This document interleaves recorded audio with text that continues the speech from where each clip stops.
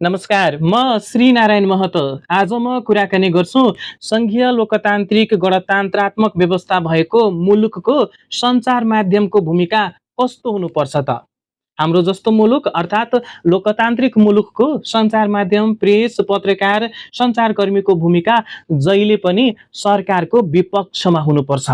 सरकारले गरेको राम्रा काममा सघाउने, तर नराम्रा कामको सशक्त रूपमा विरोध गर्ने, त्यसकोमा आवाज उठाउने, त्यसलाई चाहिँ लेख्ने, विपक्षले उठाएका मुद्दाहरूमा यदि केही राम्रा छ भने टिप्ने र विपक्षको आवाज पनि बुलन्द बनाउने र पूर्ण रूपमा जनताको हितमा कलम चलाउने।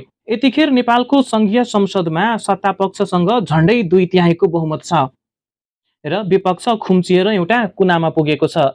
यो अवस्थामा आम नागरिकले पनि विपक्षको भूमिका निर्वाह गर्नुपर्छ र सत्तापक्षलाई बेला बेलामा सचेत गराइरहनुपर्छ र सञ्चार माध्यमले पनि विपक्षको आवाजलाई सशक्त बनाउने र नागरिकको मुद्दा उठान गर्ने, सत्तापक्षलाई सचेत गराइरहनुपर्छ।